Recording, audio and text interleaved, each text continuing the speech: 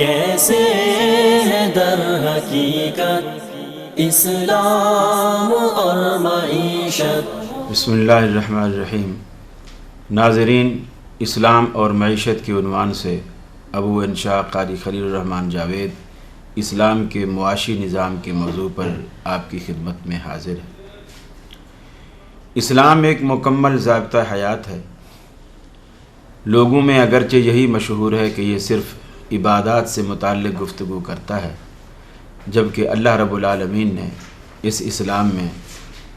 بچے کی پیدائش سے لے کر وفات تک اور قیامت تک آنے والے انسانیت کے لیے جس قدر مسائل ہیں، سب کا حل اللہ نے اسلام میں پیش کیا ہے۔ اور یہ ایک ایسی کھلی حقیقت ہے کہ دنیا کی زندگی کا کوئی بھی شعبہ ہو، چاہے وہ معیشت ہو، وہ عبادات ہوں، وہ دیگر کوئی چیزیں ہوں، ہر شعبے کا حل اللہ رب العالمین نے اسلام میں رکھا ہے۔ قرآن مجید میں اسی معیشت کی اہمیت کے پیش نظر اور پھر معیشت میں بھی حلال معیشت کے پیش نظر، اس لیے کہ اسلام وہ واحد معاشی نظام ہے جس میں حرام کی قطعاً کہیں بھی کوئی گنجائش نہیں ہے، نہ انکم کے حوالے سے نہ دیگر معاملات میں۔ جب بھی انسان کمائے گا، اسلام اس کو یہ پابند کرتا ہے کہ وہ حلال کمائے، حلال کھائے اور حلال ہی اپنے بچوں کے پیٹ میں ڈالے، اس لیے کہ جو حلال کے ثمرات ہیں، حلال کے جو نتائج ہیں، وہ اس قدر عمدہ ہیں۔ آج ہماری نئی نسل جو بے راہ روی کا شکار ہے، یقیناً یہ حرام ہی کے اثرات ہیں، اور جب ہم حرام کھاتے ہیں، حرام پیتے ہیں اور اپنی اولادوں کو بھی حرام کھلاتے ہیں تو یقیناً اس کے نتائج اور ثمرات بھی اسی طرح برآمد ہوتے ہیں۔ جیسا کہ دنیا میں مشہور ہے، کانٹے بوؤ گے تو کانٹے ہی لگیں گے، پھول بوؤ گے تو پھول ہی ملیں گے۔ تو یہ حرام کانٹوں ہی کی مانند ہے، لہٰذا ہمیں خود کو بھی اور اپنی اولاد کو بھی حلال کھانا اور کھلانا چاہیے۔ قرآن مجید میں اللہ رب العالمین نے انبیاء سے کہا، حالانکہ انبیاء علیہم السلام سے نعوذ باللہ اس قسم کی کوئی توقع نہیں تھی کہ وہ حرام کا ارتکاب کریں گے۔ وہ تو خود لوگوں کو حرام سے روکنے والے، حرام سے بچانے والے، نیکی کا راستہ دکھانے والے، حلال کی طرف راغب کرنے والے پیغمبروں کی تو دعوت ہی یہی رہی ہے۔ لیکن اللہ رب العالمین نے اس موضوع کے اہمیت کے پیش نظر اپنے انبیاء کو بھی مخاطب کر کے فرمایا، یا ایھا الرسل کلوا من الطیبات واعملوا صالحا انی بما تعملون علیم۔ فرمایا کہ اے انبیاء کی جماعت، حلال اور پاکیزہ اور طیب چیزیں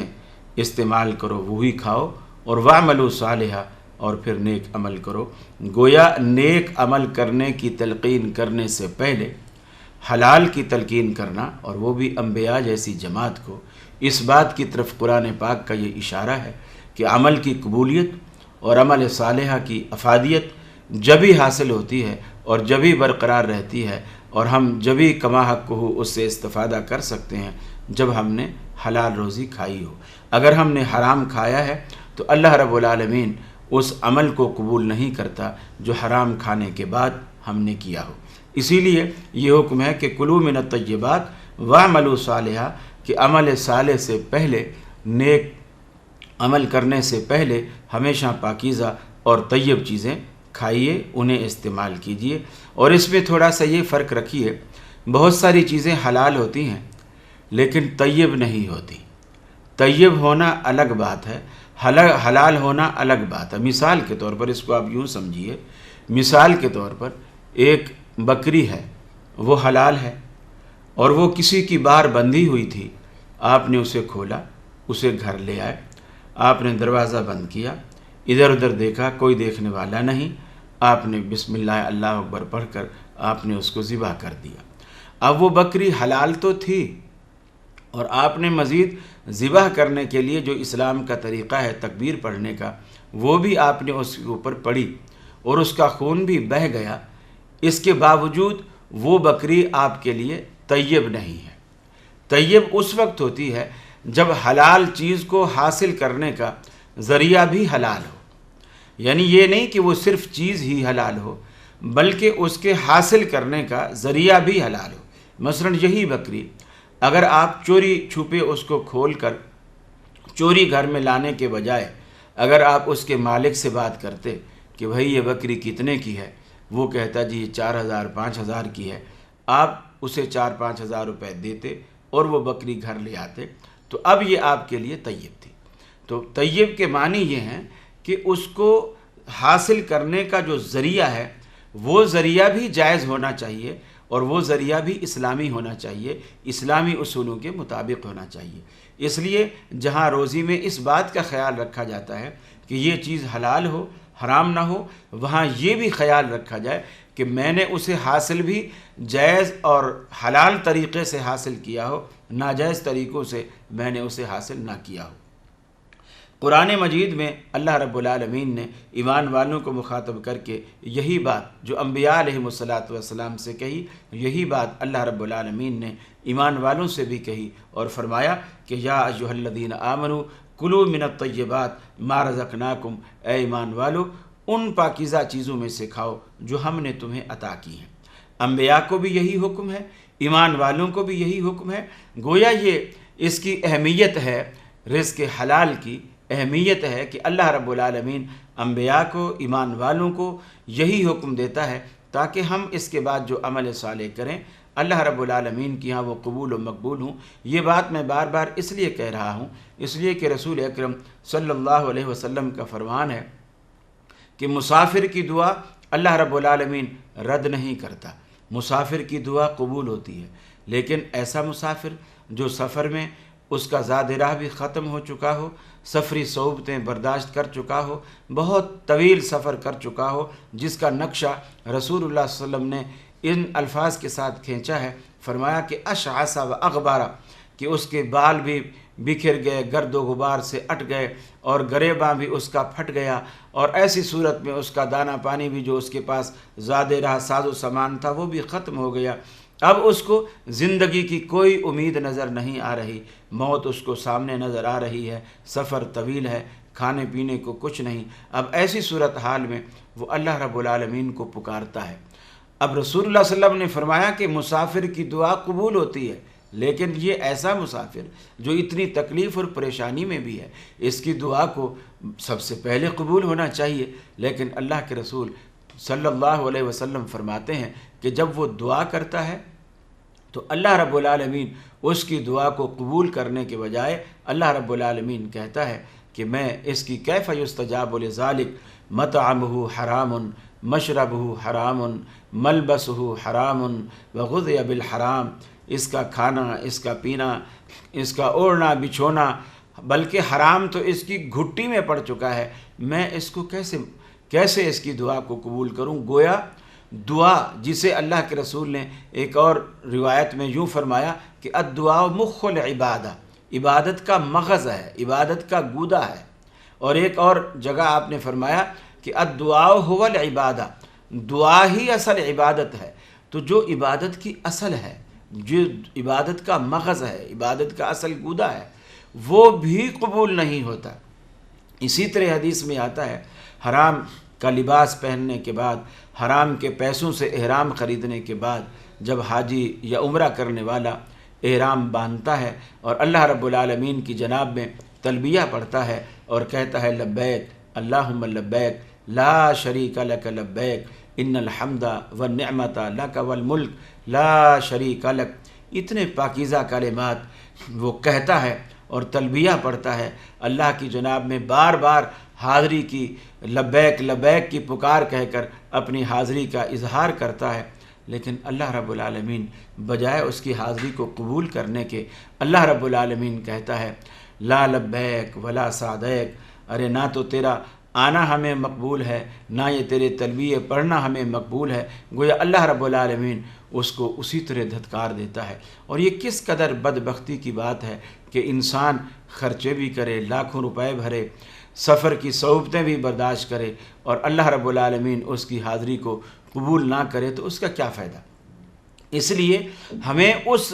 مرض کے اس اصل علاج کو دیکھنا چاہیے کہ ہمارا مرض اصل کیا ہے اور اس کا علاج کس چیز میں ہے۔ یہ تو بالکل ایسی بات ہے جیسے کسی کنویں کے اندر کتا گر گیا، مولوی صاحب نے بتا دیا کہ جی کنویں کا پانی جو ہے وہ خالی کر دو، لوگوں نے سارا کنواں خالی کر دیا۔ اس کے بعد پھر دوسرے دن آئے، جی مولوی صاحب کنواں تو ہم نے سارا خالی کر دیا ہے، ابھی بھی پانی میں بو آ رہی ہے۔ انہوں نے کہا پھر دوبارہ خالی کر دو، انہوں نے پھر خالی کر دیا۔ پھر آئے کہ جی ابھی بھی بو آ رہی، تو مولوی صاحب نے پوچھا کہ کیا کتے کو نکالا تھا؟ انہوں نے کہا نہیں جی آپ نے کتے کا بتایا ہی نہیں تھا، ہم نے تو پانی نکالا ہے، کتا تو جوں کا توں پڑا ہوا ہے۔ تو اصل جو جس کی وجہ سے خرابی پیدا ہو رہی ہے، جس کی وجہ سے پانی میں بو آ رہی ہے، وہ پانی تو ہم نکال رہے ہیں، لیکن جس کے سبب سے یہ ساری خرابیاں پیدا ہو رہی ہیں وہ سبب جوں کا توں وہیں موجود ہے، تو علاج کیسے ہوگا؟ اگر حج قبول نہیں ہو رہا، نماز قبول نہیں ہو رہی، آج ہمیں یہ بھی گلہ ہے، ہم اکثر دوستوں میں بیٹھے ہوئے، مجلسوں میں بیٹھے ہوئے یہ کہتے ہیں کہ میاں قرآن تو کہتا ہے کہ یہ نماز جو ہے ان الصلاۃ تنہا عن الفحشاء والمنکر، کہ یہ نماز جو ہے یہ تمہیں بے حیائی سے، برائیوں سے روکتی ہے۔ ہم تو نماز بھی پڑھتے ہیں، فلاں نماز پڑھتا ہے، بلکہ 5 وقتہ نماز پڑھتا ہے، اس کے باوجود برائیاں نہیں چھوڑتا، جھوٹ وہ بولتا ہے، چوریاں وہ کرتا ہے، ڈاکے وہ ڈالتا ہے، حرام وہ کھاتا ہے۔ ہماری عبادتیں آج ہمیں برائیوں سے کیوں نہیں روکتی؟ اس کے معنی یہ ہے کہ ہماری نمازوں میں، ہماری عبادتوں میں، ہمارے ذکر میں، ہماری تسبیحات میں، ہمارے اذکار میں وہ روح ہی باقی نہیں ہے، وہ اخلاص، وہ روح جس کی افادیت ہماری زندگی کے اوپر، جس کے ثمرات اور نتائج مرتب ہونے ہوتے ہیں، ہماری نمازیں ان روحانی ثمرات سے بالکل خالی اور عاری ہیں۔ اور اس کی وجہ یہی ہے کہ ہم یا تو اخلاص کے ساتھ اور ان چیزوں کے ساتھ، ان لوازمات کے ساتھ جو اللہ رب العالمین نے پابند کیے ہیں۔ ظاہر بات ہے عبادت کی قبولیت کے لیے حلال روزی پہلی اور اولین شرط ہے۔ اگر ہم حرام کھا کے نماز پڑھتے ہیں اس کا کوئی فائدہ نہیں ہے، اس عمرے کا کوئی فائدہ نہیں، اس حج کا کوئی فائدہ نہیں، اس زکوٰۃ کا کوئی فائدہ نہیں جو حرام کے پیسوں سے دی جا رہی ہے، اس صدقے کا کوئی فائدہ نہیں جو حرام کے پیسے سے دیے جا رہا ہے۔ جبکہ صدقے کے بارے میں اللہ کے رسول نے فرمایا کہ صدقہ جو ہے وہ رد البلا ہے، جب وہ قبول ہی نہیں ہوگا تو بلاؤں کو کیسے رد کرے گا؟ سب کچھ اس میں سے ختم ہو جاتا ہے، وہ کھوکھلی سی ہو جاتی ہے صرف ایک حرام کے ارتکاب سے۔ اب آپ اس سے اندازہ لگائیے کہ حرام کا ارتکاب جو ہے یہ کوئی معمولی جرم نہیں ہے، اور اللہ رب العالمین نے بار بار قرآن مجید میں بھی، رسول اللہ صلی اللہ علیہ وسلم نے احادیث مبارکہ میں بھی اس کی خاص تلقین فرمائی ہے کہ انسان حلال کا انتخاب کرے، معیشت اس کی حلال ہونی چاہیے، اس میں حلال اور حرام میں خیال کرے۔ بلکہ حدیث میں یہ بھی آتا ہے، رسول صلی اللہ علیہ وسلم نے فرمایا حرام کا درہم اگر 10 درہموں کے اندر 9 درہم حلال کے ہیں اور 1 درہم حرام کا ہے تو وہ ایک حرام کا جو درہم ہے وہ 9 کے 9 درہموں کو حرام کر دیتا ہے، وہ بالکل سب کو گندہ کر دیتا ہے۔ تو اس لیے ہمیں اس کی اتنی احتیاط کرنی چاہیے۔ کیسے ہے در حقیقت اسلام اور معیشت،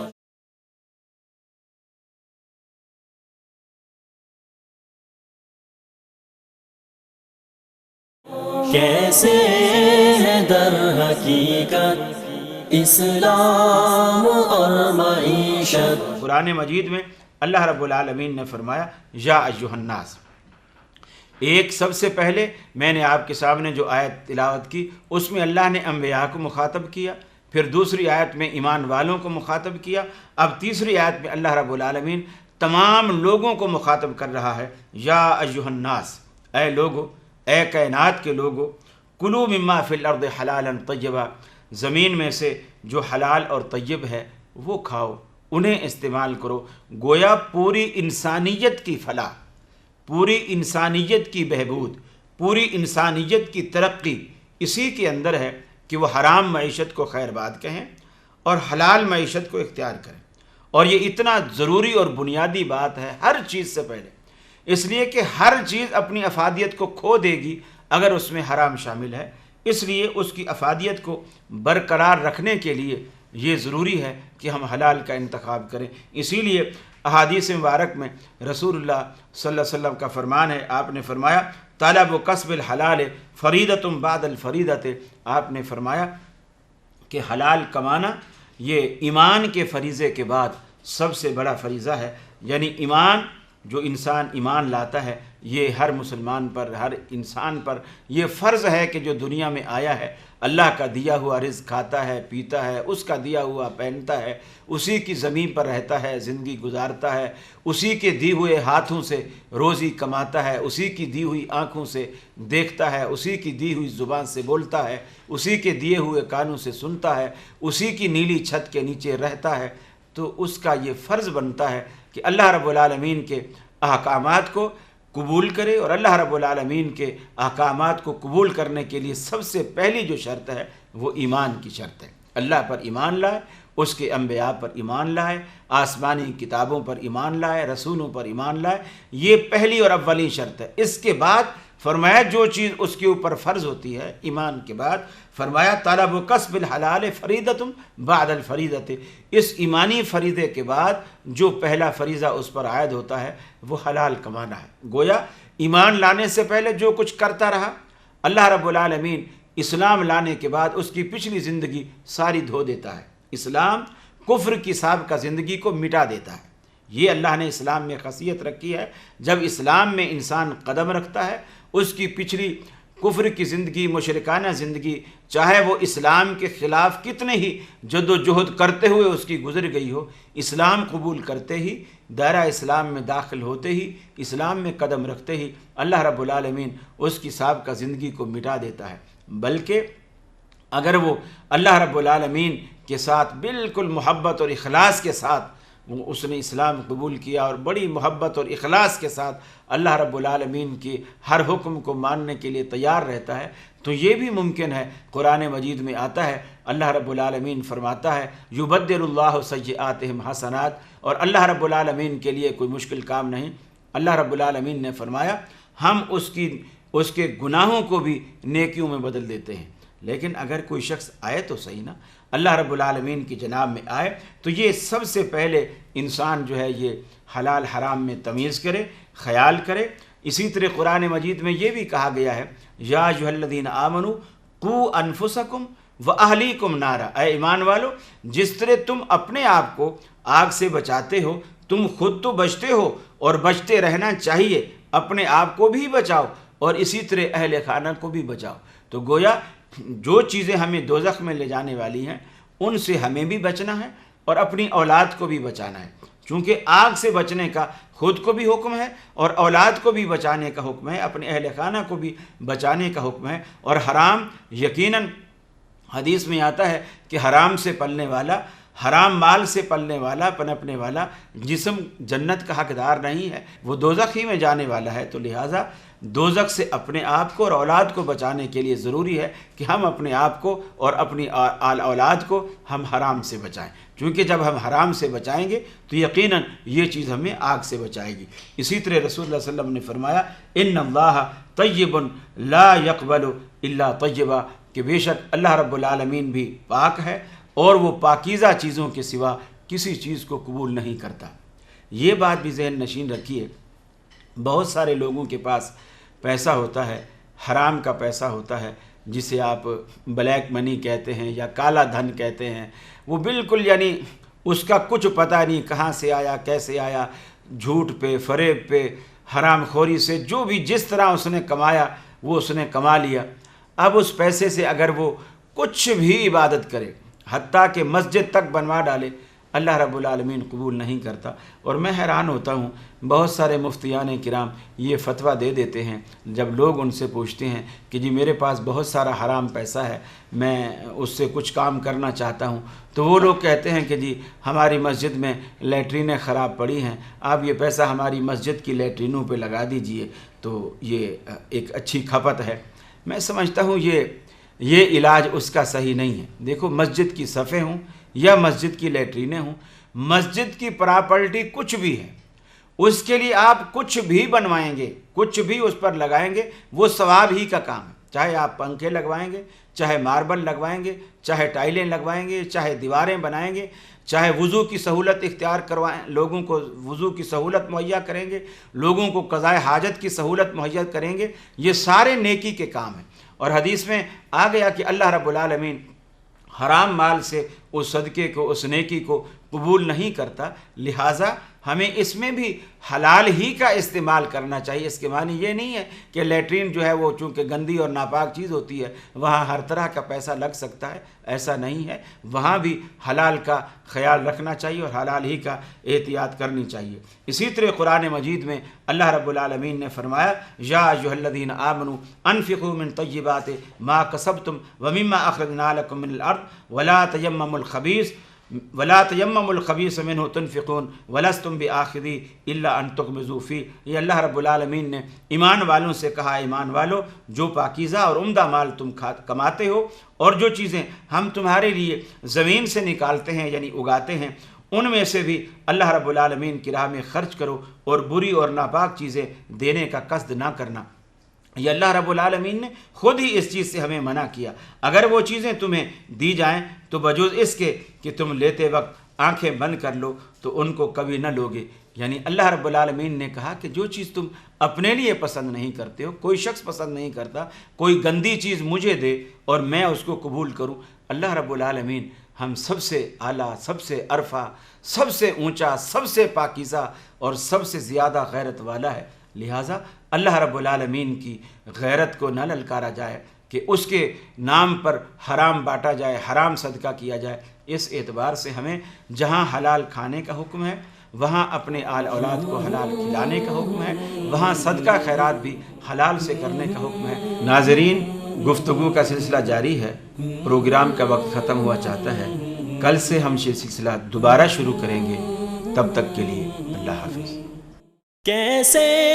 ملے گی برکت اور کیا ہے وجہ ذلت، جائز ہے نفع کتنا، کیا سود کی ہے حرمت، کیسے ہے در حقیقت اسلام اور معیشت، کیسے ہے در حقیقت اسلام اور معیشت۔